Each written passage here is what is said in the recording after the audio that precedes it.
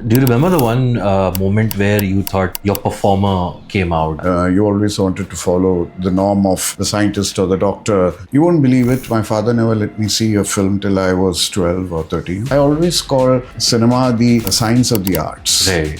What you learn is never wasted in a sense. The only science that film stars are good at is figures.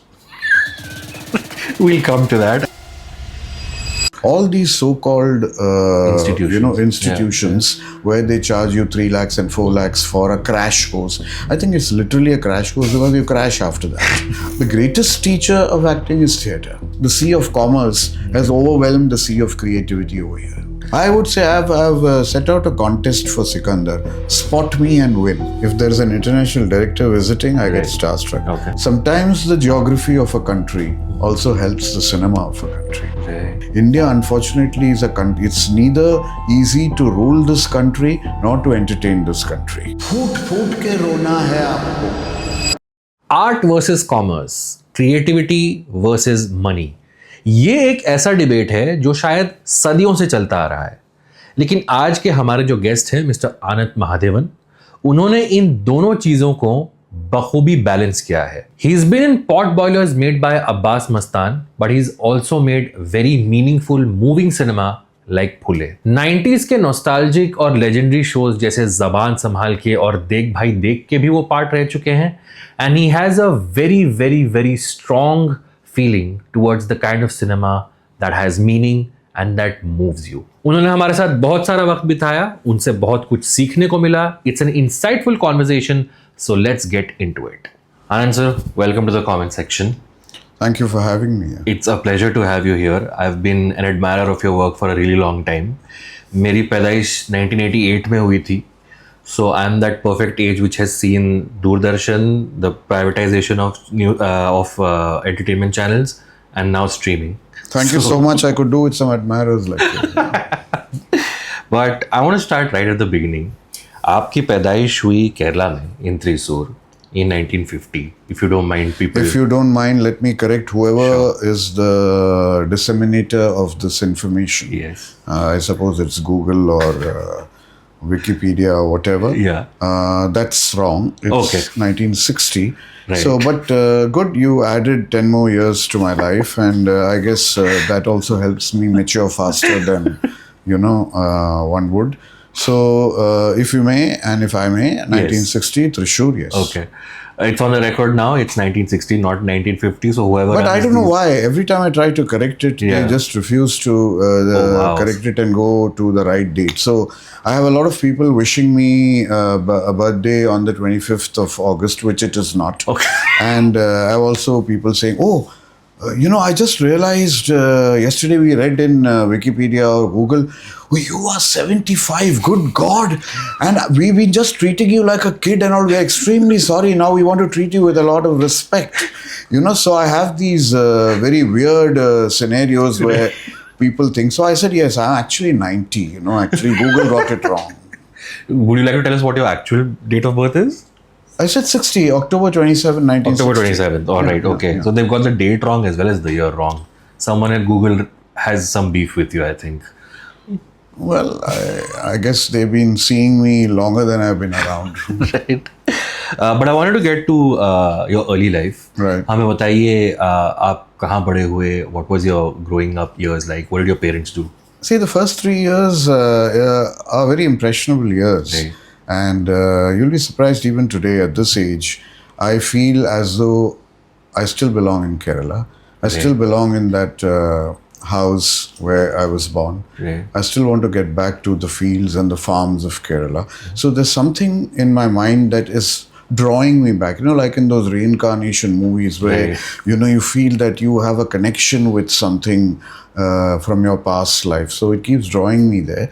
But my father took the initiative and came down to Bombay in those days, in the 60s. And he wanted to give me the best of education. And so he enrolled me in the Don Bosco at Matunga. And that's basically an institutional area. You have the UDCT, VJTI, Bosco's, St. Joseph's, and all the institutions there. So I think I have only my parents to thank for taking this initiative to come from Kerala to Bombay and give me a platform which would help me and my future. So that's what it is. So education and the rest of the life in Bombay, but that so-called, what would one say, an umbilical cord is still with Kerala. Yeah. Wow. Were you an introvert child? Were you outgoing? How was it? I think I've always been an introvert. Okay. You know, I think the extrovert in an introvert is basically the introvert trying to escape from himself, wanting to laugh, wanting to, sort of, break free. But like Chaplin said, it's like it's only the tears that are not seen when it rains. Right. So somewhere you camouflage your introvert nature in trying to be entertaining, trying to be funny, trying to enjoy life. But I would say yes, I'm very much an introvert. Do you remember the one moment where you thought that your performer came out, that you wanted to be on stage or you had the spotlight? Oh, that's very interesting actually, and it came out in, you won't believe, in kindergarten. Okay. So at Wasco's we had this playhouse, Right. And we build bricks with all the alphabets. And I do not know what really happened to me, but I felt like getting up on top of those bricks and actually churning out a yarn to all the other little kids in the class. And just talking through my hat. I do not know what I said, but they seemed to enjoy it. And suddenly I realized that there is something that I can do where the performer in me, of course, at that point of time, you do not, even think of turning your performance or your hobby into a profession. You always wanted to follow the norm of the scientist or the doctor or whatever. But looking back after many years, I realized that yes, that was the seed of what I would call a performer. Right. Churning out stories in class, churning out stories, then being part of the annual day plays. So you actually ended up doing 11 plays in school. So, your theatrical, you may not call it a career, but a theatrical start actually happened in school without you realizing it. Right. So that's how it all started. Okay. और आपके घर पे माहौल कैसा था? Were the arts a big part of your household? वो घर पे तो आर्ट्स तो बिल्कुल ही मना था. Except of course Shakespeare and Wordsworth and Keats, because they were part of the literature in school. You won't believe it, my father never let me see a film till I was 12 or 13. Okay. My father never let a radio come into the house. Wow. Because उनको शायद डर था कि मेरी पढ़ाई में बाधा आएगी and I will not concentrate on my work. But like they say now, what is prohibition is what actually gets into your skin and your blood at the end of the day. Correct. So the more you prohibit things, the more you actually get into it. So that's what it was. So when I saw my first film, when I saw they used to show it in school, of course. Do you remember the film? Sorry? Do you remember the film? The first film was a film called Jagruti, which was a black and white film in which Abhi Bhattacharya acted. And it had that song, it had that very patriotic number, Hindustan Hamara, that kind of that thing, So that was shown in school because the school thought that would inculcate the patriotism and good values in us. So when I saw the screen being lit up, of course there was a 16mm projector with reels that they showed, I was fascinated. I was fascinated by the moving image. I said, how do they do this? And again, probably it got stuck in the subconscious. And all that probably came out like a surge of, a huge tidal wave when I really took to the arts and wanted to turn it into a profession. So I guess that's where it all came from. But growing up till the age of 12, were you curious about film stars or films or other families going to cinema halls to watch a film? Yes, all my neighbors used to go and watch movies, and I was sitting at home, studying, doing my homework. And of course, sometimes grudgingly, but then I always used to give in to my parents. And then of course somebody said Aradhana. I said, what is Aradhana? I didn't know what was Aradhana. And then somebody said Rajesh Khanna. I said, what is this Rajesh Khanna? So I did not know what a star was, what a film's name was, nothing at all. Until today, I probably know more than all of them put together. So that's the irony of life. So we were talking a little bit before we started rolling. You took the route of science in your further studies. Tell us about that. Was there any other option, or was that science to padhna hi hai because your parents have asked you to follow a certain career path? So that I wouldn't totally attribute it to my parents. Of course, they were very, very instrumental in making sure that I took up a career that made sense or had some kind of, reputation attached to it. But science fascinated me, and it still fascinates. Okay. I still want to know what is the latest development in, like puncturing a clot. And even yesterday, when I read in the newspapers that cancer can be cured without, radiation or without any of this thing. But it would take some time before it is tested on humans. So to keep up with the latest scientific advancements, that is something I always wanted. And I wanted to, I was always interested in physics, chemistry and biology.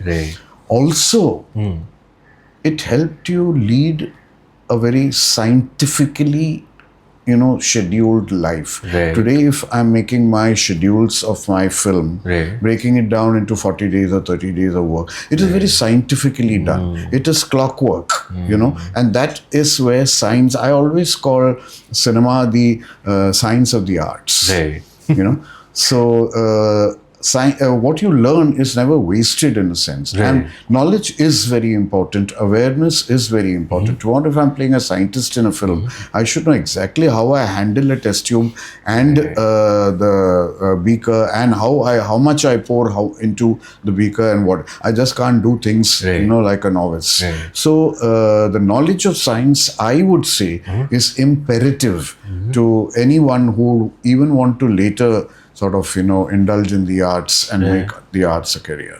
Was there a scientific figure at this point who was your idol that you wanted to be? All the greats. I mean, whether it's an Einstein or whether it's a C.V. Raman or, all of them, J.B. Priestley and all of them. I mean, they were all icons and idols. And even today, I keep reading about them, wanting to know what led them to, against all odds. Because in those days, in the era they lived, this was probably, considered taboo and even irrational. And how they broke all that, Galileo to picking up a telescope and looking at the stars, astronomy. So all that was only yesterday I was reading about how algebra, algebra actually came, the algorithms that we are talking about, when you just, press something and the algorithms tell you what, is actually from algebra. The entire formula of algebra came from the Middle East, even as the Europeans were trying to deduce things with figures. These guys were trying to deduce things with symbols, So, and your A plus B into A minus B is actually, you don't even know what the alphabets stand for, but yet the formula have worked over there, and that's where your algorithms have come. So, you're still learning. I'm still learning. There's that joke, right, that mathematicians just can't get over their exes. Well, there's always also a joke that the only science that film stars are good at is figures. We'll come to that. I'm parking it for the future. But I just have this question to ask. आपको लगता है कि the scientific temper or the insemin or the sort of dissipation of scientific temper was more when you were growing up as compared to today? No, I like I said, I'm still learning, and the eagerness to pick up all the latest scientific developments is much more today. You wouldn't believe I still have my textbooks, which are huge textbooks on physics, chemistry, biology, whether it's botany or zoology, right there in my library, because that is what keeps me grounded. That's what keeps me sane, and that's what keeps me, hungry for more knowledge. I mean, once you become part of the cinema world, and you generally send out this feeling that, oh, he's only an actor, Right. he's only a film director, he's only a showbiz person. So a lot of what one would say, importance or gravity of that person dips. Right. So for me, a scientific background is more important, a scientific knowledge is more important, the curiosity to learn about what are the latest advancements in science, that is what keeps me going, rather than my next script that I'm writing. So that's what it is. Did you ever feel science and faith in your mind collide or have a... It has always been, a clash of the rational and the irrational. Right. But if you take a certain kind of, parallel. Now, for example, the Dashavataram. Ji. The Dashavataram starts with the Matsya avatar, the Kurma avatar, the Vanara avatar, the continuous avatars that happen. Now, if you see Darwin's theory of, evolution, it also starts at that base level. Right. The fish, the Pisces, and then it grows into, the mammals and the superior this thing. So in a way, evolution in science, the Darwin's theory of evolution in science is almost parallel to the Dasavatar stories. So somewhere it does meet, but we are still not able to decipher that properly. Everyone sort of takes religion and the myth seriously. Now, for example, you take Ganesha, Ji. Everyone takes it literally that Ganesha has an elephant's head. But what is it actually? Where did the elephant's head get transplanted onto? It is actually an organ transplant, if you see science, And then the wisdom of the head and the, the abundance of the stomach is all there in a figure. And you can't take that literally. You got to understand the symbolism behind a Ganesha. You got to understand the symbolism behind several of the forms of, Hindu gods. Whether it's a snake or whether it's a lion or whether it's a tigress and all that, they have a certain kind of symbolism that you have to comprehend. So, the rational and the irrational some way meet, but it's up to the mind how well aware are you and how well read you are about these factors. It's something to ponder over. So you're a self-trained actor. The body of work that you have और जिन लोगों के साथ आपने काम किया है, I was under the impression you've either been to FTI or NSD. But was there any thought in your mind then that you should learn acting professionally or go to an acting school at that point? No, I never wanted to go to an acting school. I always felt acting schools were a sham. Why? You can't teach acting. You can teach the techniques of acting. Right. You can tell me, sit here, that's the camera, look into the camera there, or look on the right or look on the left. I can teach an actor these techniques. Right. I can't teach him acting. If you don't have it in you, I can't get it into you. So all these so-called institutions where they charge you 3 lakhs and 4 lakhs for a crash course, I think it's literally a crash course because you crash after that. So I don't believe in all that. Right. The greatest teacher of acting is theatre, and I started off with theatre, unwittingly in school and later professionally, and that taught you everything. That taught you public speaking, that taught you projection. I mean, the man in the first row should hear you clearly enough, and the man in the last row also should hear you, without the man in the first row feeling that you are too loud for him, and without the man in the last row feeling that you're too low for him. Right. How do you do that? And how do you project? So that's theatre. I mean, theatre helps you get into this. Theatre helps you train over a period of a month and hone your abilities as an actor, and then go there and give a performance, which over a span of 100 performances, you slowly realize, if you're truly worth your salt as an actor, that you are growing as an actor. Right.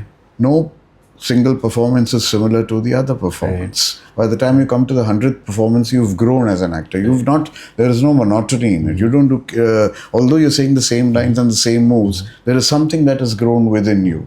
you know. Yeah. So you don't get bored of performing the same play 100 times. So I think film schools and acting schools, they've never fascinated me. Theatre has been my greatest grounding, Right. and I still do theatre. Right. I mean, I started off in 1980, today we are in 2025. That's about 45 years of theatre. Yeah. And that is what keeps me going. I mean, theatre is exercise to an actor what running is to an athlete. Right. So that's very important. That's the exercise you got. Your mind and your body Right. keeps exercising itself. So at what point in your life did you start taking acting or theatre seriously? Like this is something you want to actively pursue? No, theatre I always took seriously because Right. I always thought that I could actively pursue it even if I was into something else. Right. So even as I was working, I mean, I always wanted to wanted to be a scientist. I wanted to be a research scientist Right. or in the medical profession, which for some reason I do not know didn't happen. So I joined a technical journal called Chemical Age of India. Okay. So I thought I could combine my knowledge of chemistry along with my yen for writing. So editing a technical journal. Yeah. But from there I went into a copywriting firm called Bombay Publicity, Right. which was predominantly dealing only with the publicity of films. Okay. So there I was in with someone or with something that I always loved, cinema, the arts. Yeah. And then I did my theatre simultaneously. Right. So at one point of time, there was this absolute breakneck schedule of mine. I used to go from Wadala. I used to catch the 9 o'clock train from Wadala, land up in VT, Victoria Okay. Terminus, run to Eros Theatre in Churchgate, Right. watch a preview of an English film that I was supposed to review for a tabloid called The Daily, Right. take a bus from Churchgate right up to Girgaon, get into Bombay Publicity, which was my copywriting firm, finish all the copy, and they were probably the only advertising agency in India which had one full page of the Times of India every day. Okay. Because there were so many films that they handled. They handled almost all the films. So all the copy for all the films had to be written. And then I had to leave the office at 5:50 so I could catch the 6:10 from Grant Road, which was the fast train to Bandra. A slow train wouldn't work. Correct. Get off at Bandra, take a rig to car, and do my rehearsals for the play, and then get back home by about 9 or 10 o'clock, 11 o'clock. Right. So now looking back at it, I do not know how I did this, You were doing this 5 days a week. Every day of the week. Every day, And unless you had a show at the Prithvi Theatre, where on Correct. Saturday or Sunday, you were Yeah, performing, or a full week, Yeah. you were performing, so you had to leave early Correct. from the office. But the trains were jam-packed, they were crowded, I mean, like sardines, they were packed. Nothing new, I mean, we still the do same. that. Yeah. So you were exhausted by the end of the day, and then you had to make sure that you were as fresh as a daisy to perform at Prithvi, where you're within handshaking distance of the audience. yeah. So that was how much I pushed myself. Now looking back at it, I do not know how I did it. Probably I wouldn't want to do it, Right. unless of course it's something out of this world. So it started off that way, and I think somewhere all that has paid off, and that's the journey Right. I followed. Yeah.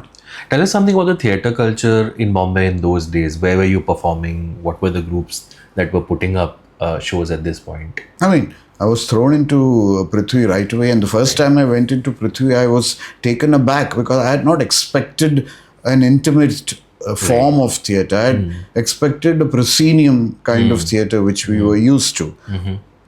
And so when I went and sat there, I was watching a play. I did not perform that day. Right.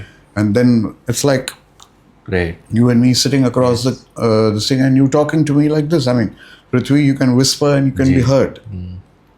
But I thought that was the most fascinating, structure for theatre. And we still perform at Prithvi, and unless you've performed at Prithvi, I don't think you've really had a theatre life, Okay. And those days, Prithvi never had a sort of ceiling on how many people could come in. Today, of course, it's 200 seats. You can't sell more than 200 tickets. Those days, people used to sit on the stairs. It was jam-packed.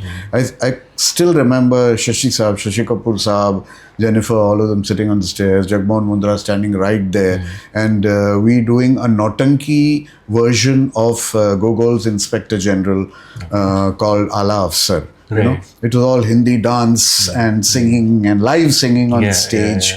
And it was fascinating to see your the reactions coming in. Just at a blink of an eye, you have the reactions coming there. And I thought this was the most magical moment, which I would always savor and never give up. So that was the culture. I mean, there were a lot of groups. There was Shafi Namdar, who was doing his kind of theatre. There was Om Puri with Majma, of course, Nasiruddin Shah, and Anupam Kher, and that was the culture those days. All these people who today are big film stars, and some of them who unfortunately do not have the time for theatre anymore. They were the people who were performing at Satish Kaushik, Anupam Kher, Nasiruddin Shah, Shafi Namdar, Bhakti Barvi. All of us, we were all there. T.P. Jain, we were all there performing. So a lot of names that you mentioned then also go on to be the first wave of Indian television and parallel cinema. So if I were to ask you the difference between how you were perceiving cinema and how you were perceiving theatre, what's the similarity or difference that you could gauge at that point in each of the art forms? No, absolutely different. I mean, even before television came in, there was just cinema and theatre. And cinema, I always thought was larger than life because, a close-up on a 70 screen is truly, truly, truly larger than life. That's not real, but it conveys a lot of things. But what is true to life is theatre. You see it as it is. You see the actual structure of theatre.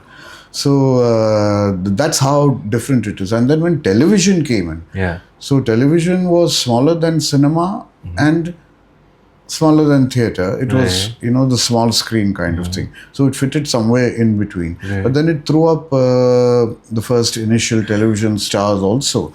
I mean, you had Shafi Namdar and Swaroop Sampath and Rakesh Bedi, Satish Shah, all of them becoming household names.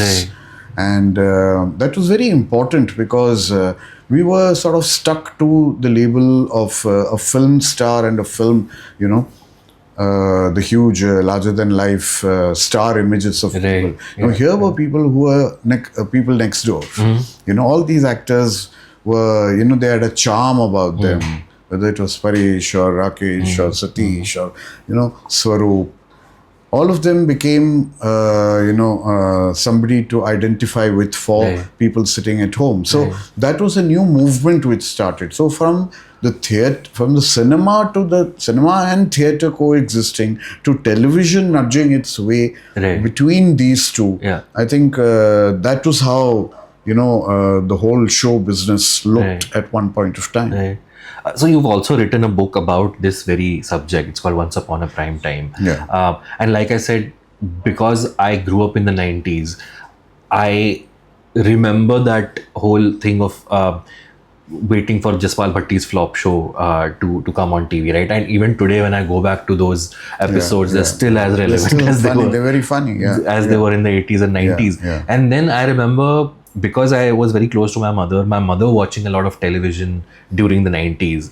And the television of that time was actually speaking, like you mentioned, about common people, about common problems, there was a relatability factor. I mean, you had a Rajni fighting for a gas stove, for a gas cylinder, for a telephone connection and electricity. I mean, look at the way, everything was woven in so well for an audience to be hooked on to their own problems in life. There was also Tara, which was extremely popular. Tara later, it became the first what would say breakaway kind of this thing, and it came on a satellite channel. It wasn't on the terrestrial Doordarshan channel.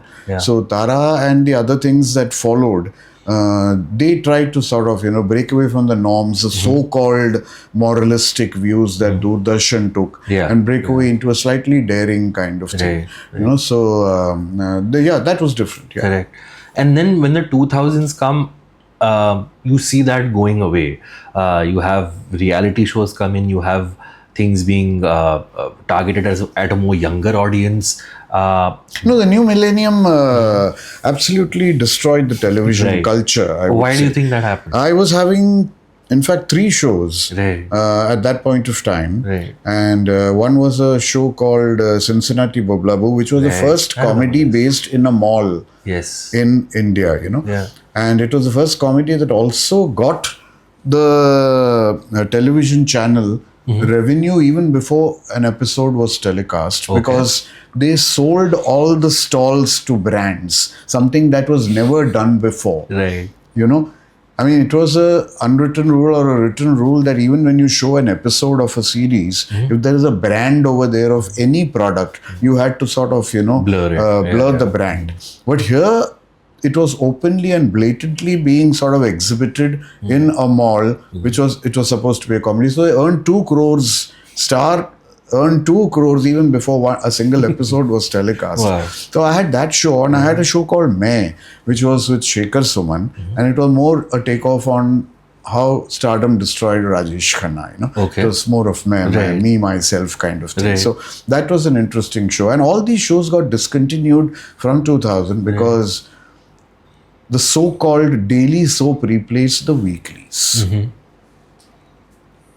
And also, Mr. Sameer Nair had this brainwave. He went to London and bought the rights of Who Wants to Be a Millionaire. Yeah. So, Kaun Banega Karodpati and Mr. Bachchan, who had never been on television before, Right. he created a storm with Right. Kaun Banega Karodpati. So, all this, which were daily shows, throughout all the weekly shows. Right.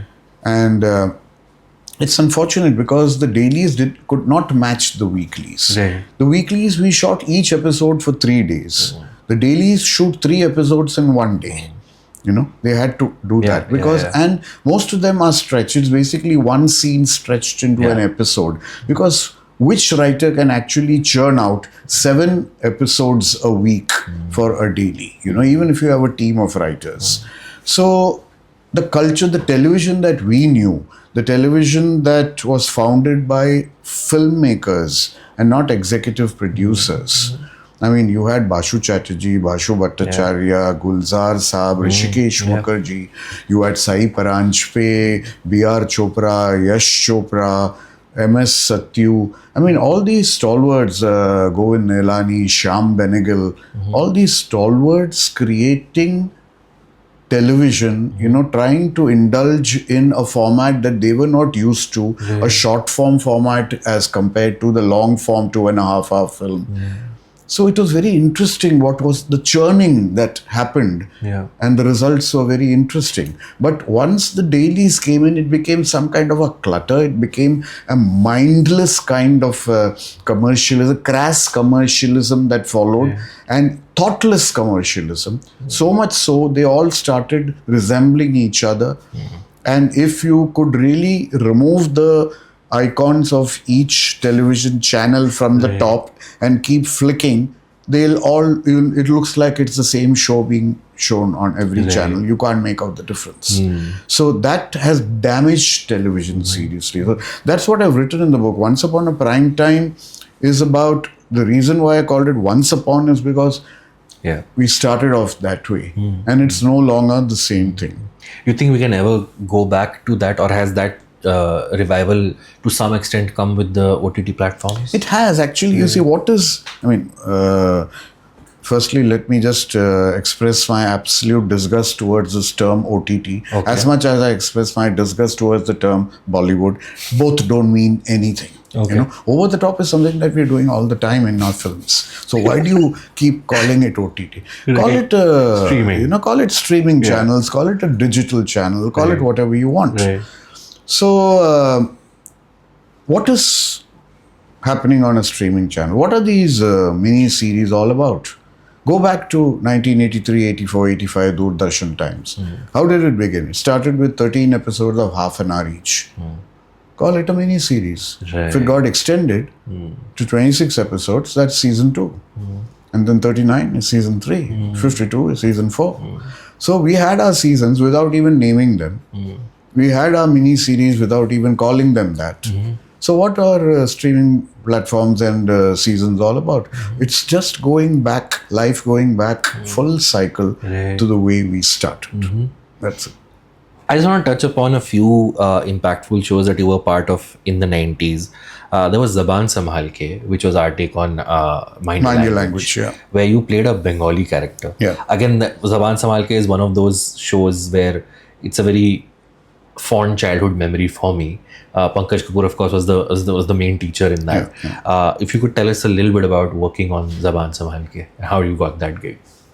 Well, I was pleasantly surprised when Rajiv Mehra called me and said that I would be paying a Bengali and not a South Indian. Because I had done a lot of South Indian stuff in Hum Hindustani, which was Rishikesh Mukherjee's series. And then I also done the South Indian in Garjamai. Yeah. So I said, now I want a break. And so the Bengali was, a Breath of relief. fresh A air, relief, yeah. And then that gang that... whether it was Tanaz Karim or Viju Khote, Shubha Khote, Keith Stevenson, all of them, Vivek Vaswani, all of them were quite a mad gang, And we thoroughly enjoyed ourselves doing that, improvising on the set. And How much improvisation were you doing?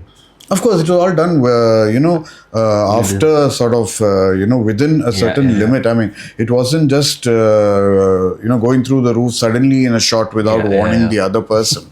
But then we were allowed to improvise, and that lent it a lot of spontaneity. Because Mind Your Language, since India has so many languages, Mind Your Language worked, I think, better.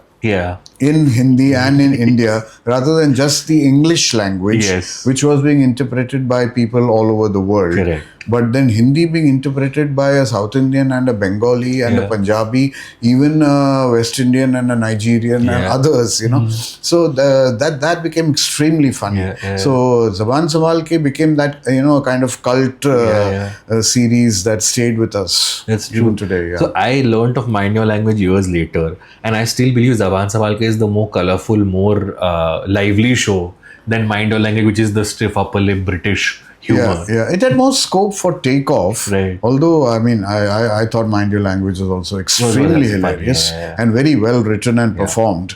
But the Indian version was, I think, as good or no less. Definitely closer to my heart, definitely.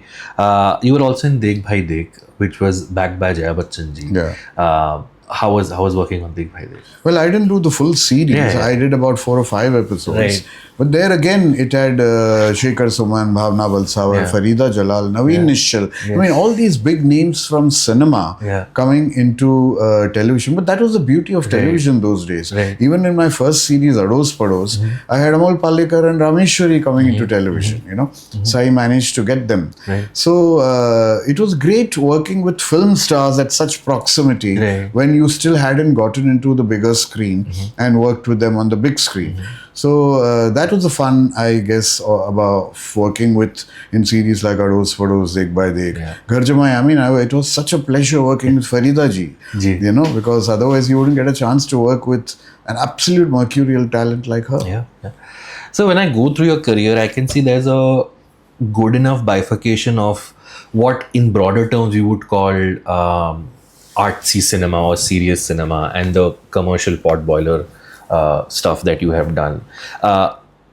When one goes through your interviews, your writing, there's clearly, like you said, you study the masters, you are fond of world cinema, you learned the best things from there. But then you've also done the potboiler Abbas Mastan films, the more commercial films. So where do you stand between the whole commercial versus artistic debate? So that's the great paradox of my life. Right. So I decided to educate myself in the arts. Right. Science had to be taught. I couldn't teach myself the sciences. But art, I could teach myself. So I started watching world cinema. I started watching all the greats, whether it was a Trufa or a Fellini or a Vaida or Bergman, Kurosawa, Satyajit Ray, Mrinal Sen, Adur Gopalkrishnan, Arvindan. I mean, all the greats. And that was my schooling in cinema. So when I was watching them, at the same time being part of a film industry that claimed that this was cinema, Right. I realized that what we were talking was not the language of cinema at all. Okay. It's like, when you talk the Bombaya Hindi, you say that's not Hindi. You are sort of relegating it to a pedestrian level. That's exactly what we were doing with our cinema. Either because we were too avaricious and we wanted to make a lot of money at the box office, so we had to feed or drug the audience into believing that James Bond is our savior, the formula of James Bond, good versus evil and good winning in the end. And do not want to sort of stretch their imagination or give them a challenge to understand a Bergman or a Truffaut or, Vittorio De Sica or whoever, So this laziness in our minds has led to the kind of mediocrity that our cinema has sort of, sunk into. But for me, when I watched those greats, I realized, what the hell am I doing here? I felt almost non-existent. Because if this was what cinema was, say, in the 1930s, I mean, you watch a silent film by F.W. Murnau, for example, and you see the concept and you see the way the thinking, for God's sake, 1930s silent cinema is light years ahead of our cinema in the 2000s or in 1900s or 1980s when I was watching all these films. So where does that leave us? Why do we do this with one of the greatest artistic, possibilities? So But when I then get films, I'll coming back. Let me answer your question. Yeah. When coming back to cinema, that you mentioned Pot Boilers, which I acted in. Why do you do that? I was waiting for a Shyam Benegal to come to me. I was waiting for a Govind Nilani. I was waiting for a Adur Gopalakrishnan. I would give my right hand to do a film with them. Unfortunately, it never happened either because I was at fault not approaching them. I should have. But when an Abbas Mastan or when Anis Bazmi or any of the others approached, I had no choice but to say yes, because I also had to keep that part of life going. Now, this is a very nice excuse you can give, Everyone says, that to keep my kitchen running and all that. I feel it's a very lame excuse, but that's also, something very, that's a compulsion that you face. Even today I end up doing films which I do not want to do for the mere reason that I need to get some money into my account, because the kind of films I want to make, they do not pay me. Because they come up with this great line saying, we are making the film you want to make, so don't expect the money. So if I have to find an outlet for the thirst and the hunger for making world cinema or international cinema, or even going close to world cinema, I need to sell my soul to the devil. Okay. And do these things. And you're very aware when you're doing these films. I'm absolutely aware. Right. I'm absolutely aware. Right. In fact, the last film I did, I tried to give it some kind of a sensible touch. Right. The director actually came up and told me, "आप बहुत subtle हो गए हो, huh? You need to get drama into this thing, I said, I don't find it, I can't believe in it. I don't find it, credible. This is the way this character would behave in real life. So, but the rest of it is all very loud and above the top. So you do not fit in properly. So I realized what a misfit I was in a lot of scheme of things. Now that is the war within me now. Right.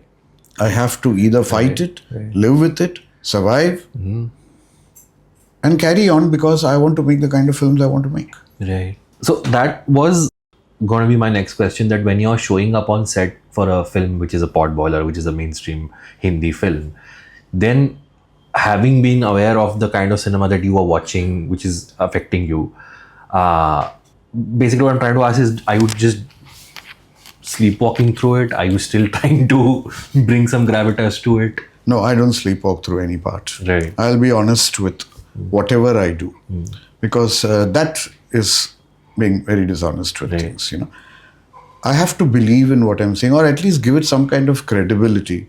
Even if it's a very cliched line, you try and say it in a way that, gives it a little different intonation to what people have already heard before. Right. And I'm amused, of course. So when I am on the set and I see all this happening, I'm amused. I said, where the hell have I landed myself? But then don't complain, because this is your choice. You came in here. Right. So that entire conflict within yourself is going on. Right. And then you just go out there and then you have an affair with the only lady I had in my life. That's the camera. Wow. You know? And I start performing for the camera. Right. Right. And I do my job honestly and try to be as real and as authentic as possible. Try to keep that character in mind and not go out of character. And then tell myself, well, these things happen. Live with them, because you know what you want to do. Yeah. Is there a flip side example of what you gave? कि आपने एक example दिया where the director thought you were too subtle. Is there an example of a mainstream Hindi filmmaker who you probably wouldn't assume that they are into the nuances of the filmmaking, but they're actually the ones who are getting the best performances out of you? See, I'll give you 3 instances of subtlety and over the top. Okay. One was when I did a series called Basera with Mahmood Bhaijan. Okay. Of course, who didn't want to work with Mahmood Sahab? Yeah. You know, I mean, again, there, you know, good luck. But then, the great me, subtle acting and all that nonsense. And Mahmood Sahab was there. Yeah. And I was here. So, the director, Gurdeep Singh, he comes up to me and says, Anant, वो तो वहाँ कर रहा है, तुम दिखोगे ही नहीं. And I actually, raised that performance up to that level. Okay. It was a character called Idea Raman. Okay. Idea Raman gives ideas to Mahmood, and which all fall flat, and that guy gets into trouble. So Idea Raman also had to raise himself to that point and not be over here. That was one. The other one was when I did a short story. In fact, Yashji called me and said, Anand, there is an episode of Khazana. Khazana was a series of short stories which was aired on Doordarshan on Sundays. Right. So he said, there's one story which I want you to do, but a problem, I don't know whether you want to do it or you don't want to do it. I said, what's the problem? He said, there's no dialogue. Okay. You don't speak a single word in the whole episode. I said, I don't, then I want to do it. And Yashji was like, oh, you're sure? I said, I want to do it. I don't want dialogue, and let me see if I can express myself. Now, there's one scene in that where there's a newborn child of ours, Zarina Wahab and me, we are the couple, and the newborn child dies. And now, of course, since you don't burn a child, you bury the child. So when you're doing that burial, you're supposed to, of course, show grief. Yeah. And that grief gets, the way I interpreted it was that's pent up grief, It's so pent up that I don't even cry. But it's there on the face, and it's there. It's intensely there. So the director comes up to me and says, "Phoot phoot ke ro." I still remember his words. "Phoot phoot ke rona hai aapko." So there I was, crying copiously. So these were the two things. Right. Now somewhere, like they say, if you go to a malaria-infested area, and even if you take a lot of precautions, you still get dengue. Correct. So there was this series which I did with MS Satyu called Kayar. Kayar means rope. Right. It was Tagari Shivshankaran Pillai's Jnanpith award-winning novel. It's a big fat novel. And I played a priest in it. Okay. When I did that part, I don't know how this crept into my performance. Maybe it was a degree higher than, a notch higher than required. And Satyu Sahib came to me and said, can you just play it real? Can you just keep it real and subtle? And that's when I realized, shit, this like, I'm going off my rocker. And I should remember this lesson forever. That is not what it is. You got to keep it real. Right. So these were the two contrasting moments in my life. Yeah. Right. So speaking of directors, when one goes through your directorial filmography, again, acting in a mainstream film is one thing. You've made a couple of them. You started with Dil Vil Pyar Var, Dil Mange More, which you also wrote. These are, for all intents and purposes, young love stories, romantic stories, right? And then one scrolls down and then comes to the kind of films that you're making now, like you said, the kind of film that you want to make. We had Phule this year, The Storyteller, which was an adaptation of a Ray story. So early on in the 2000s, when you were directing films, you were starting off with directing these kind of films, which were supposed to be mainstream star vehicles. How do you approach them? Again, knowing the kind of films that you want to make, the kind of knowledge that you have about world cinema. Yeah, that's a very interesting turning point in my life, because I always wanted to see my name flash on the big screen. You know? And I was doing a lot of television, directing a lot of television. I mean, very successful series like Devi or Chamatkar, Right. you know, all those shows. But then the final ambition was always on the big screen. Right. So, try as I might, I did not get some kind of a foothold in the kind of cinema I want to do. And then I read somewhere that brook has to go through marshy area to enter the sea, you know. So I had to take that marshy path.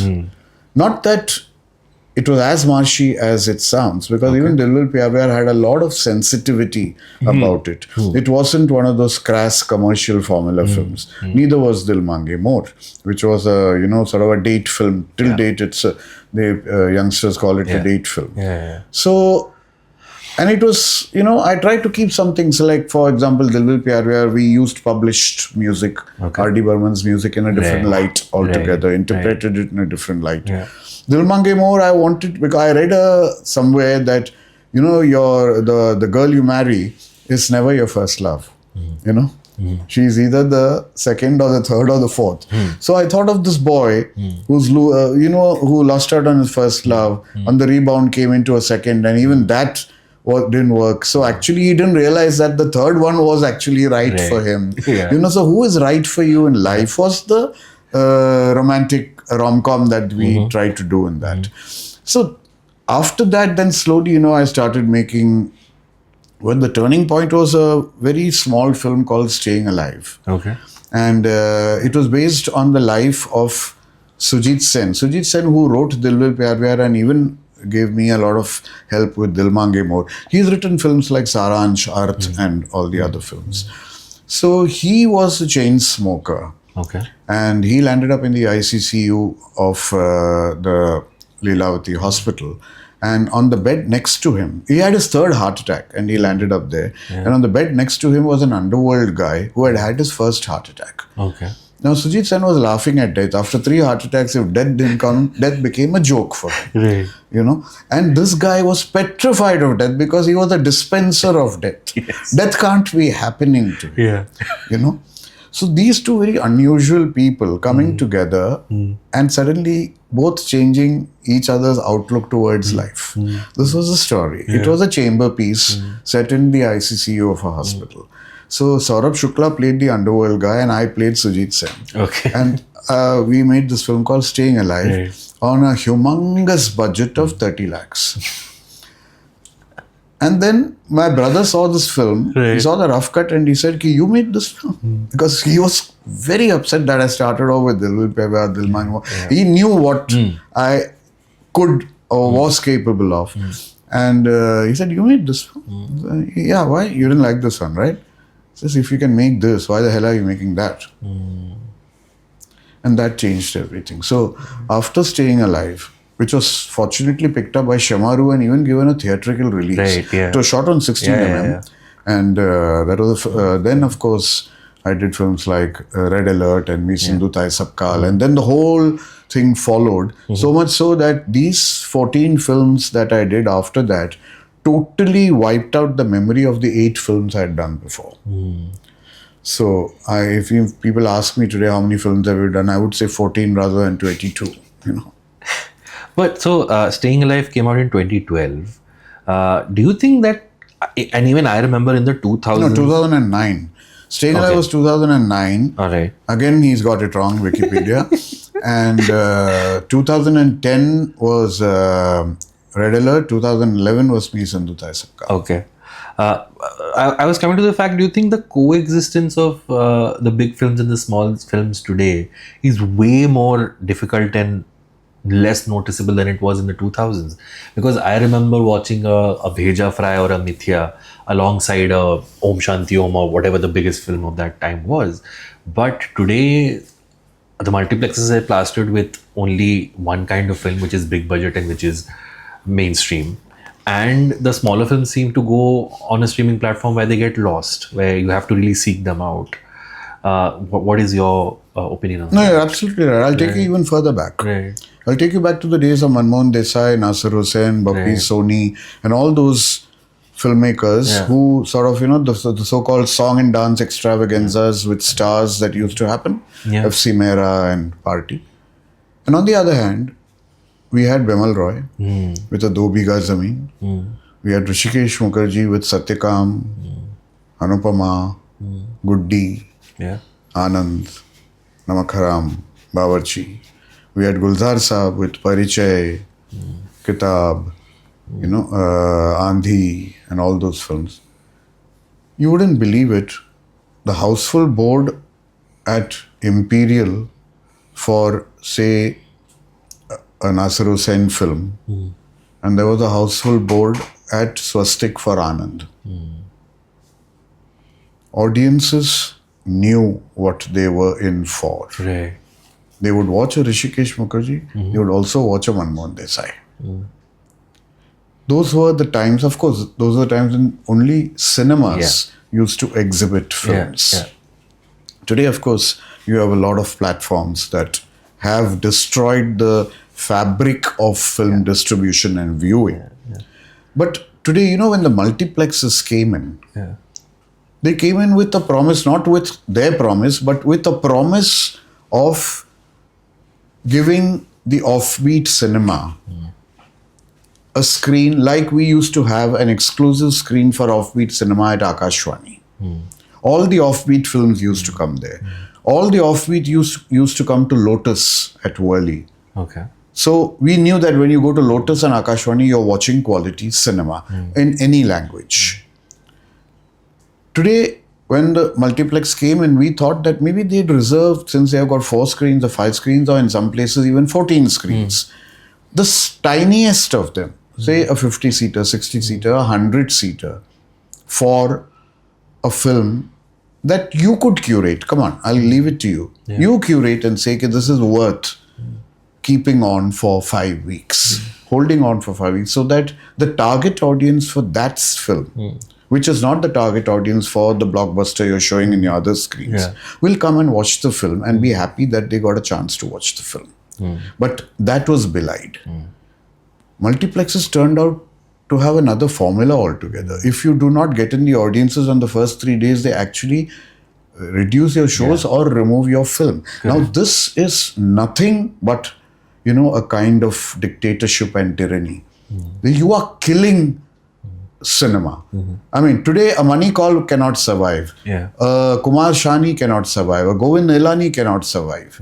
The other day I met Aziz Saab, Saeed Mirza. So Saeed said, so you're carrying on? I said, yes, sir. I need to carry on. I want to carry on. I want to make the kind of cinema I want to make. In these times, you think you can do it? Said, still have faith in myself. I'm carrying on. Great.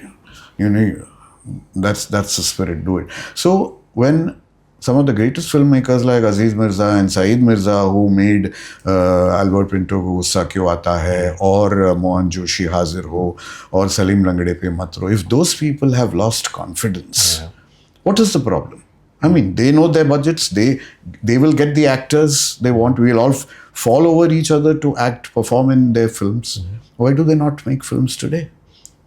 Because of the kind of distribution that has gone haywire. Because it is not even reaching their target audience. Even the so-called streaming platforms or the digital platforms, even they do not help you and support you by giving you a reasonable amount of what your budget is and helping to put that film on their platform so that it can be watched by the world for posterity. So where have we come? What are we doing to our cinema? And on the other hand, the irony of this whole thing, the laughable part of this is that people who were scoffing at the National Awards who were scoffing at Oscars and international festivals and everything.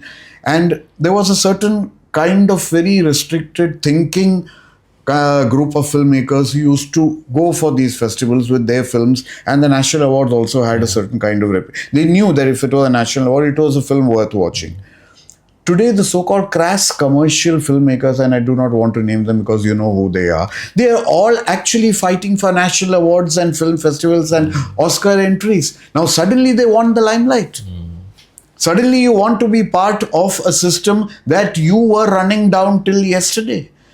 You want your formula films to be recognized. So suddenly reputation means everything to you today. Isn't that a bloody paradox and an irony? Why do you step into this territory of people who are trying to make it on their own with limited budgets and limited audiences? Why don't you let them survive? You're making your hundreds of crores on the kind of cinema you make. Why do you want a piece of this cake also? So this is how bad and how pungent this business has become today. If I may put a counter argument, the perception that is being sold to the audience is that to see this other kind of film, you have to be quote unquote intellectual, you have to be cinema literate, whereas the lowest common or the most common person can go enjoy the other kind of film. Is that a valid enough argument? That is an insult to the IQ of the Indian population. Right. You are indirectly saying that Indian audiences do not have it in them. They do not have the intelligence. They do not have the basic thinking and the rationale to appreciate sensible cinema. So you drug them with all the formula and the circuses that you call cinema, and you feel that that is what is right to them. So that is your perception. You think that is the dosage that has to be given. But have you ever tried giving them something that is sensible? And then have you try to change their mind and tell them, look, sorry, this was not the medicine that was supposed to be prescribed to you. Your cancer is growing. This is the medicine that will kill your cancer. Have you ever tried that? So all these people, this is an excuse. This is a lame excuse because either you do not have the capability within you to think on the world cinema level and give something, or secondly, you want to make an easy buck and you know that audiences are, sort of gullible and they'll fall for it. And you do not want to take a chance or a risk. Because for all that, commerce, the sea of commerce has overwhelmed the sea of creativity over here. Right. So how does one bring about that change? I do not know. I'm fighting this war myself. And I'm getting sucked into it more and more. I wish I was born in the time of, I was making films during the time of Rishikesh Mukherjee and Bashu Bhattacharya. Probably I would have got a bigger audience. Today, funders will not support you. Neither will the studios support you because they think you're cranky, what you're doing or what you are thinking. At the same time, they will look upon international cinema and say, oh, what wonderful cinema.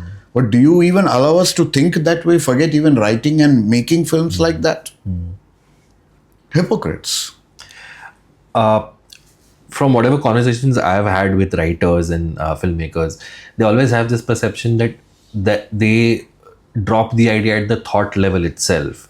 So when you decide to make a film like Phule, which eventually did create and ruffle some feathers when it was when it had to be cleared by the censor board, what gives you the drive to not only come up with the idea, but have that determination that I will make this film and I will face whatever comes my way? You see, the conviction and the strength that I have, right, and the refusal and the stubbornness to give in to the popular demand is something that has kept me going. Even today, I would want to make a film. My entire aim is to make a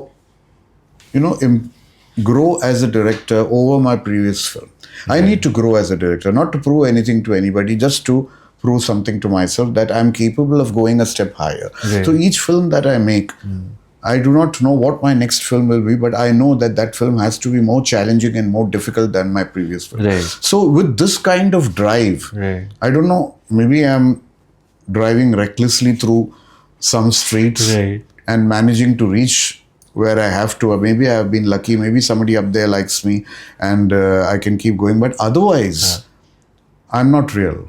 I don't exist. I shouldn't be existing in this kind of, sort of mahal, as you call it, this kind of atmosphere. Because people like me can't survive. People like me can't carry on anymore. But I do not know what is it that is keeping me going. Like I said, maybe the persistence, the stubbornness, the perseverance, the conviction, call it what you like.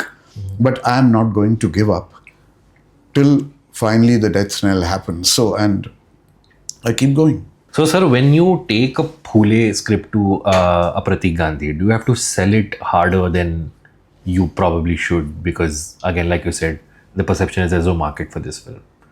No, one thing I'm very careful about is selecting my actors. Okay. And after I select my actors, I make sure that what I give them is worthy of them. Right. And I mean, it's a very pompous thing to say, they can't say no. Because it should be as good. I mean, if it is good, then they would want to do it. Right. And this is again Rishikesh Mukherjee, who told me that Anant always cast correctly. He gave me the example of a film he made called Anuradha. Right. Anuradha was in those days the first President's Award winner, which is the national award of those days. It was called President's Award. Right. So Anuradha had Balraj Sahni and Leela Naidu in the lead roles. And Rishida told me, his distributors told him, ki ye to hero heroine to hai nahi. How can you cast them? He said, I did not budge. I said, these are my lead actors, these are my lead characters, and I'll cast them. And of course, it paid off handsomely. Anuradha became a classic. So, casting correctly is something that I always, it's not necessarily a star. Right. It has to be the right person. And I mean, Pratik Gandhi was a no-brainer because one, of course, he is a fabulous actor. Right. And secondly, he fitted and he looked Phule, Jyotiba Phule so correctly, to the T that I didn't have to think much. All I had to do was to give him a script that he would like. So that's how it happened. And also Patralekha, because, that old sketch, we didn't have photographs in those days of Phule and Savitribai Phule and Jyotiba Phule. So the sketches, the classic sketches of both of them walking, I tried to match that. And Patralekha and Pratik matched it perfectly to the T.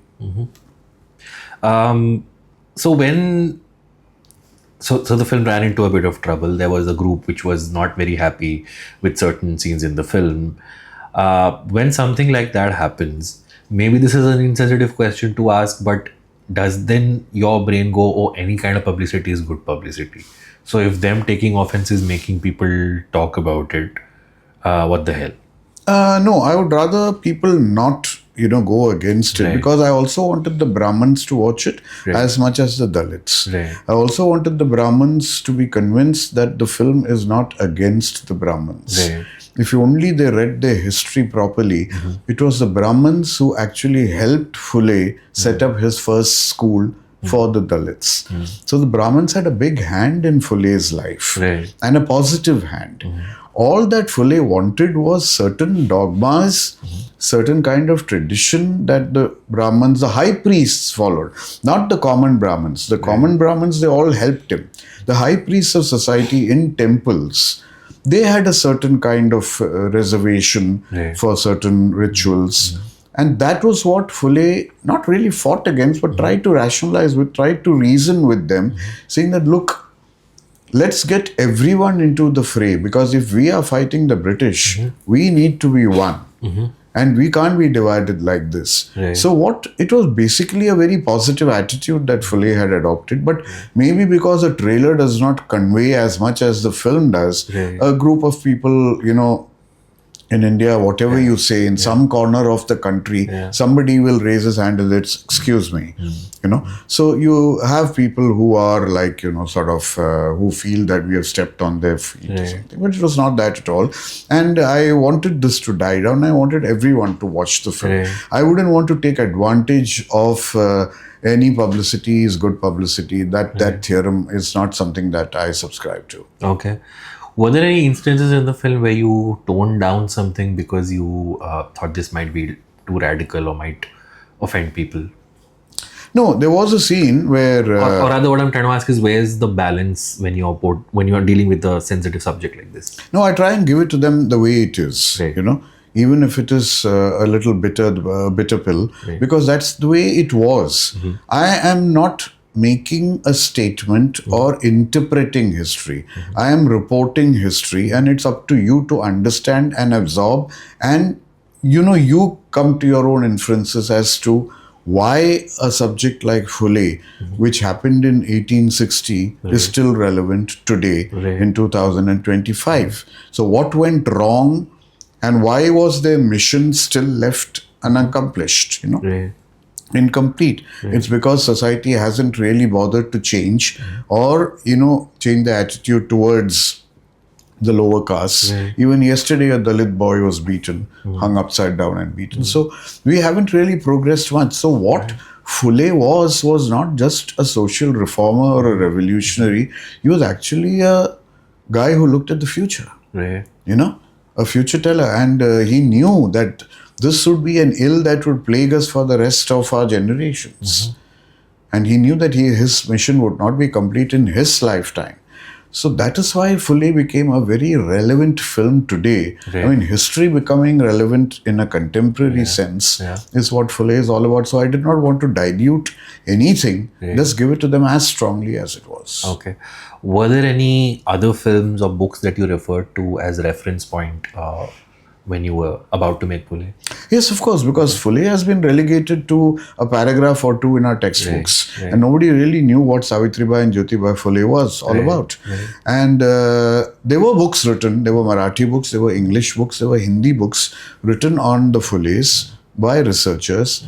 And when we put all of them together, we took out the common factors in all the books, because sometimes you could argue that maybe this happened in this guy's viewpoint, but did not happen in the other viewpoint. So what was common to all 3 books or 10 books that we referred to, we got that into this thing. And a lot of people, I mean, from the audiences, even learned people came up or wrote on social media saying, we did not know this happened. Nobody knew that this happened. So it was a revelation for a lot of people. I wanted to come to the language bit of it. You worked in Marathi and Hindi, and I'm presuming other languages as well. As an actor, yes, in Tamil, Kannada, Telugu, Malayalam. Correct. But as a filmmaker, in Hindi and Marathi. Is there one particular language that you enjoy more than the other?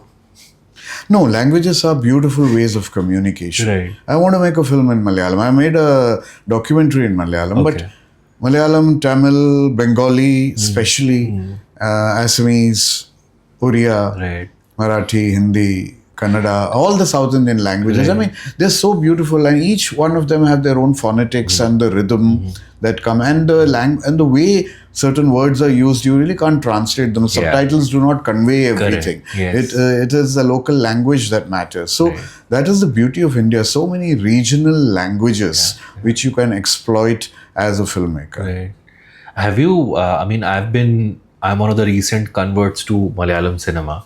As an ignorant North Indian, I wasn't very aware of the kind of cinema that they were making. They've been making some really great films in the last couple of years. Not just last couple of years, they've always been making films. I mean, they had greater filmmakers in those days. I mean, you had Ramu Kariyat, who made Chameen and Nellu.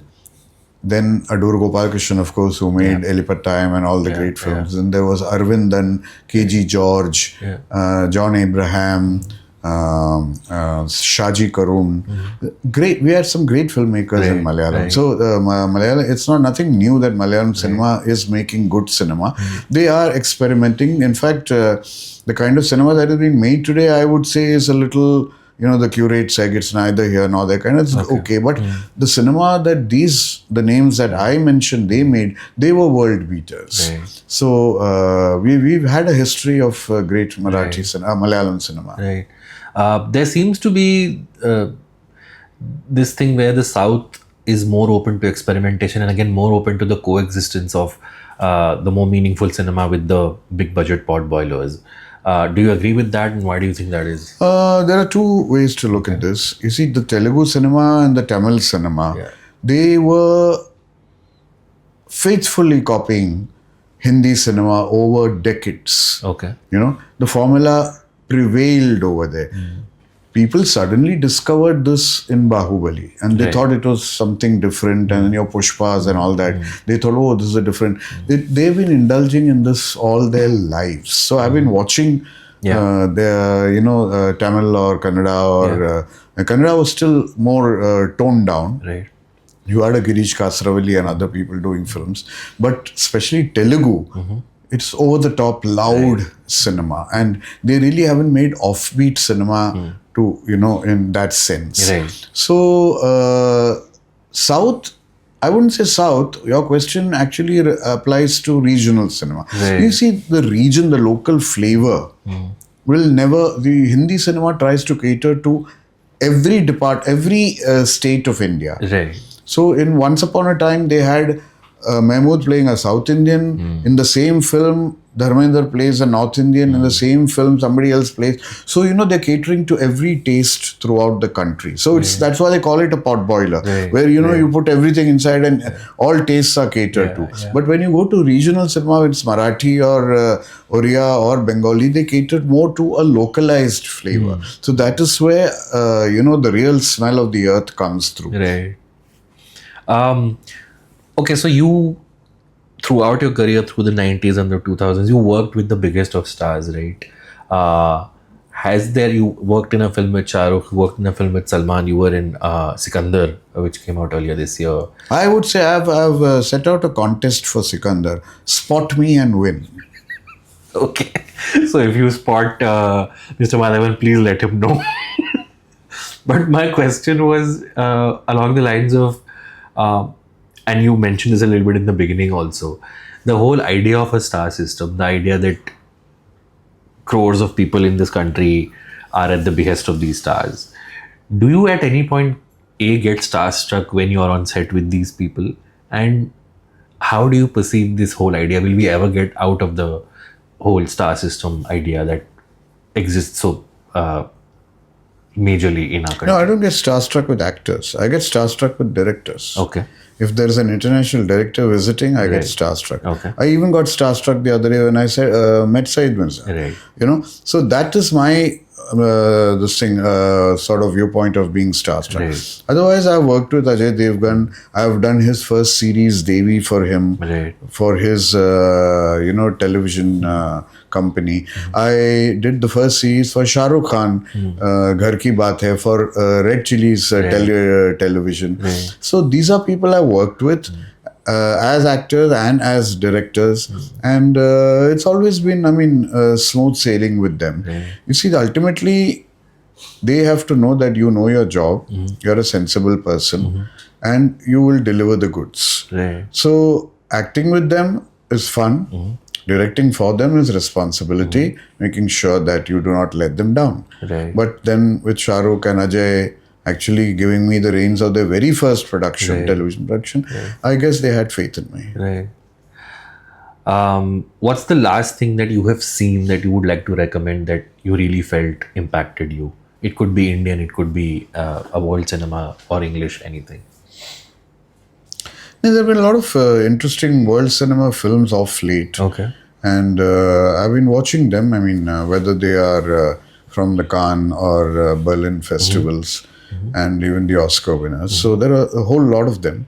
So I keep watching Japanese cinema. You keep watch a film like The Perfect Day. Right. Nothing happens in Perfect Day. Yeah. The man is just a toilet cleaner and he goes about his work. But when he looks at the sky, when he looks at the trees, each day is different and more invigorating for him. Now, if you take a subject like this to any filmmaker or any funder in India, he'll show you the door. Right.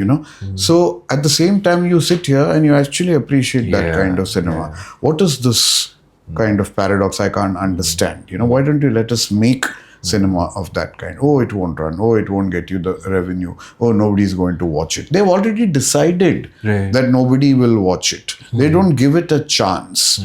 So great cinema unfortunately exists beyond our shows.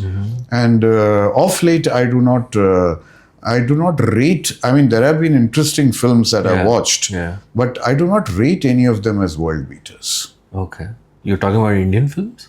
Indian films. Okay. Yeah. So do you mean to say that when you watch good world cinema now, it only enrages you further that we're not able to make something like this? It enrages you, it disappoints you, it also encourages you. It Right. pushes you. Right. It really pushes me. More than discouraging me and enraging me, it pushes me into becoming a more thoughtful, a more thinking, and a more progressive filmmaker, which is what, which is the biggest contribution that and you watch a Asghar Farhadi film like Hero. Yeah. I watched it 5 or 6 times to really get into the depth of it and what is he trying to say with each scene. Because the ironies of life that happen over a period of time in a guy's life who's jailed for, not returning a loan. It's not as simple as it seems. There are so many wheels within wheels when you come out of jail and then you deal with people. So how does the mind think? Right. You see a film like Monster, a Japanese film like Monster, the different viewpoints that film has, about that boy being victimized in school. So look at the screenplay, look at the intricacies of the screenplay. Why can't we think like that? Because not much happens in the film is one of the criticisms. कुछ हुआ ही नहीं film में. That film is a happening film all over the world. So is the world bigger than India or is India bigger than the world? Before we started rolling, you did mention that you are very fond of a lot of Iranian filmmakers, Kiarostami, Majid Majidi, who you also got the chance to meet. What is it about Iranian cinema that you think that appeals to you and that you think makes it special? Because it's raw chunks of life. Some of the people in Iranian cinema, you do not know whether they're actors or whether they're real people. They go to that extent. They are actually actors. The kids are actually actors. But look at the way they are treated, the simplicity. That is one ingredient that is missing in Indian cinema. Our people are frightened of, they are mortally frightened of simplicity. The understatement. The minimalistic quality of cinema, which is more visual rather than expressive. Our films are so verbal. Right. And then Iran, fortunately or unfortunately, has so many problems within the country itself, whether it's economic, whether it's war, whether it is nature, earthquakes, whatever. So the human stories that come out of that country are much more interesting and arresting than something that happens in a very laid-back society like, in India. Unless, of course, you go deeper and then look for other subjects in India. So I feel sometimes the geography of a country also helps the cinema of a country. Right. You just mentioned our films are very verbose. I read somewhere that you're also very particular about the use of music in your films. You don't want to inundate a film with very loud background score. What's the philosophy about what's an example of good use of music in a film? Because again, we come from a tradition of singing in our films, which is very common to us. So how does one inculcate music well in a film? See, that's a misnomer. We call our films musicals just because we have 6 songs. Yes. That is not a musical. Right. The musicals are the great Roger and Hammerstein and other Hollywood, where even dialogue, like for example, My Fair Lady, which is based on Pygmalion, where even the dialogue is sung. Right. That is musical. Here, you have 6 songs and you call it a musical. So that is something that I dismiss. We have got great songs. Fortunately, because of these so-called musicals, we've had great songs to listen to, great singers to listen to, and great composers to listen to, who are all legendary. But music, unfortunately, what we do with our films is like, supposing there is a scene where someone is dying. Now I'm telling the audience, cry, feel the emotion. See, the man is dying. Oh, what a pitiable state. And so the music goes into the violins and the sarangis and the thing, and they're trying to tell you, cry. Or if something is happening over there, they give you some funny little sound and say, hey, laugh. This is supposed to be funny. Right. So this is what we have interpreted background scores as in India. It is not something that will enhance the mood and not really tell people what the mood is, but just as some kind of a buffer behind to strengthen a certain kind of emotion, whatever it is, any sentiment. where you don't realize that music has crept in, Right. but it has sort of awakened your senses and you feel the gravity of a situation. That, see, neither photography nor performances nor a background score should ever interfere with the narration of a film. Okay. If anything stands out, that means there is something wrong in the fusion, in the synthesis of the film. Right. So, unless we use music sparingly, unless we use it as another script, your dialogue and script is one script, your music is another script. So, unless you think of it that way, music becomes loud, Right. unintentionally funny, or intrusive. Okay. Couple of last questions, sir. This is again a little bit related to what we spoke about. That today when you ask somebody कि आपको film कैसी लगी, वो कहते हैं कि हाँ 300 करोड़ कमाया है ना.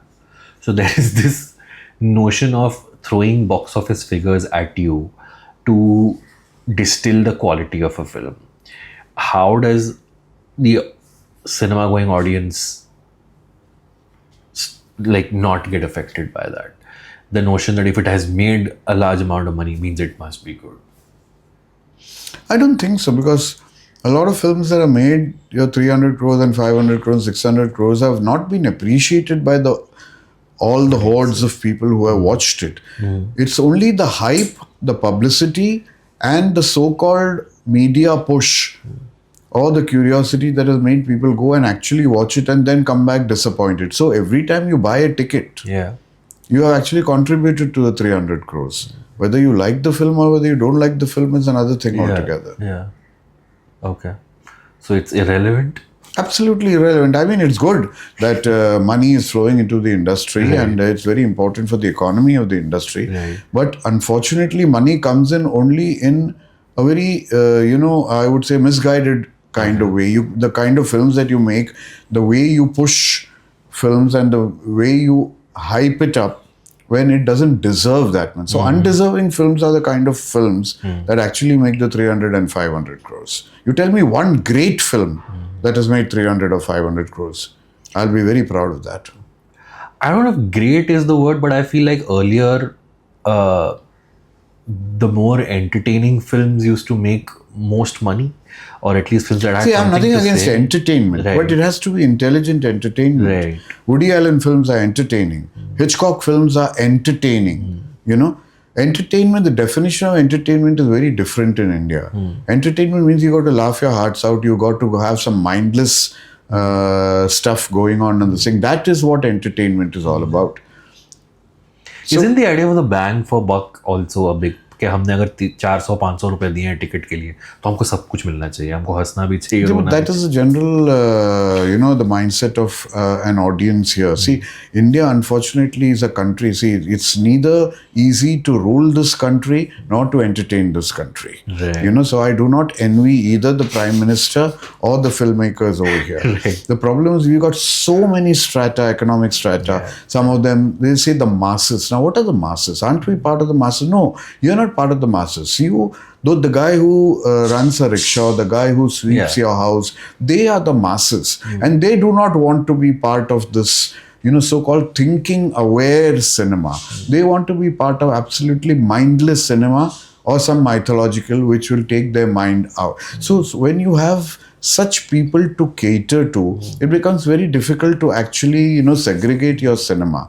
But isn't that also a broad generalization, sir? To say that the masses only want to see this kind of thing, like you just mentioned. No, that is because you only fed the masses that kind of cinema. Right. You stop the cinema totally altogether. They have no choice but to go and watch a film that makes sense, and then they realize, there is some sense in this. But that's a very slow process. That's why when my films, see, if we have 140 crore population, out of that only 10% watch films, or maybe 5% watch films. Out of the 5%, 0.00001% watch my films. Right. Now, if I reach, which is also a big number, if I reach that 0.01%, that's my target audience.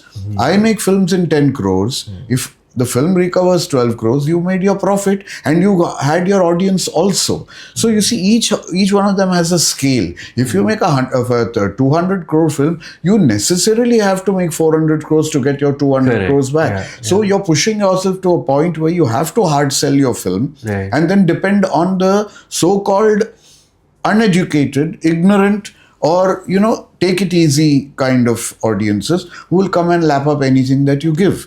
So we have different different kinds of audiences, and unfortunately the 500 crore audience is the majority and the 0.01% audience is the minority.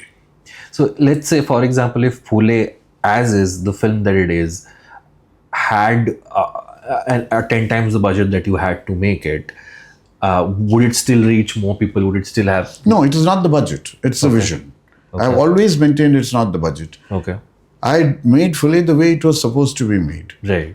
I was not asking for a bigger budget, but I was asking for a bigger way of distribution. You give it a limited release because you do not have the budget to feed all the theaters and buy the the digital projection fees. Right. So it does not reach 1,000 cinemas, it reaches only 200 cinemas. Right. So naturally your income would be less. So that's your collection for Phule. It's not a 1,000 cinema release. It's a 200 cinema release. So everything matters. Everything affects the final result. So how does one win newer audiences? Because from what you described, it seems like it's only this small bubble of whatever learned people and intellectual people who are going and watching this kind of film. So probably they are already aware of the progressive ideals in the film.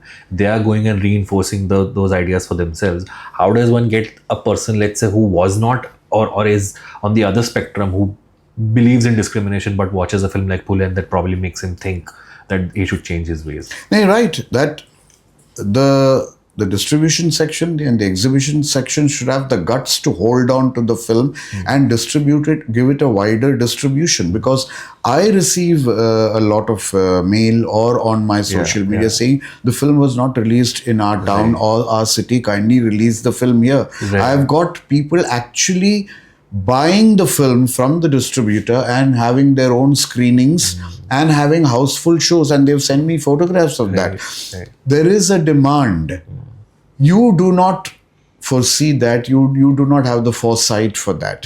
Phule could have been a mega blockbuster if you had distributed it the way it should have been distributed, or if you had sort of reached out to the audiences that want to reach it.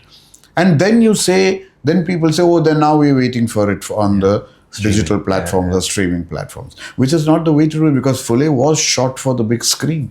It is a widescreen experience. So it's a pity that budgets do not allow you fees to be paid to 1,000 cinemas so that it can reach out to more audiences. Okay.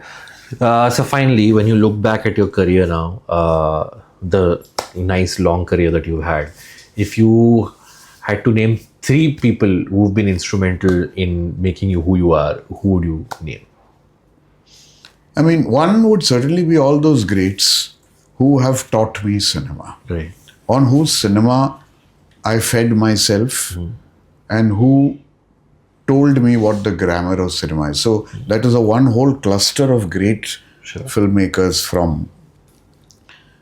Secondly, of course, much as I would have expected all of them to do better, all the people who sort of funded me, all the people who produced my films, which would never have been produced otherwise, in spite of not totally believing in them maybe, but giving me a chance.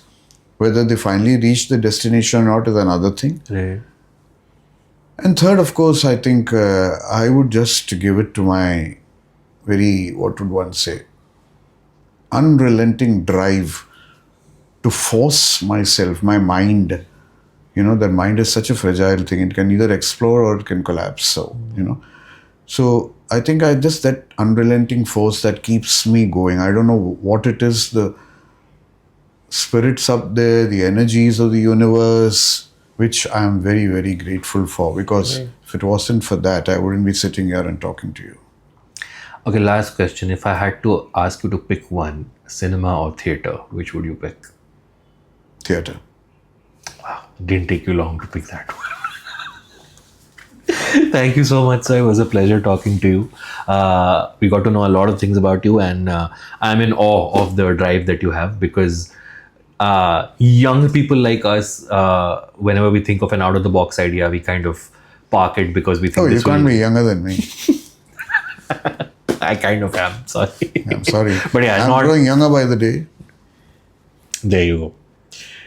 And we hope that you make many, many more films, the kind of films that you want to make, and they are seen far and wide across the country, across the world. And thank you so much for sharing. Thank you. Thank you for having me. It was a pleasure. Thanks. Thank you, Hello there. My name is Anant Mahadevan, and you are watching me on the comment section.